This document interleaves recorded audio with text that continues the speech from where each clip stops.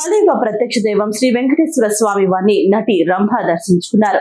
మంగళవారం ఉదయం వీఐపీ విరామ సమయంలో శ్రీవారిని కుటుంబ సభ్యులతో కలిసి దర్శించుకుని మొక్కులు చెల్లించుకున్నారు.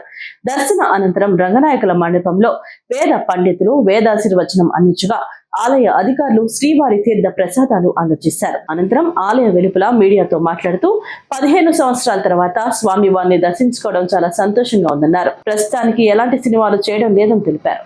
మీరందరూ ఎందుకండి ఎండలో నిల్చుని ఇలాగా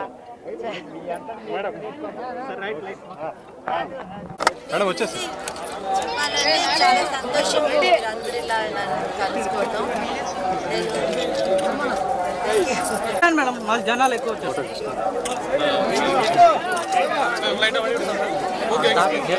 మీరంతా తిరుపతి నుంచి వచ్చారా? అంతా తిరుపతిలోనే ఉంటారు. కలుస్తారా? ఎప్పుడు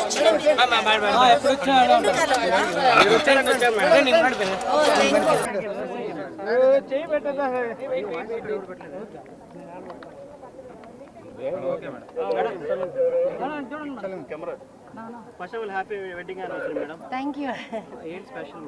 అదో 15 ఏళ్ళు అయింది కదండి. సో మేము వాళ్ళ దర్శించుకోవాలి స్వామి వారిని అని వచ్చాము.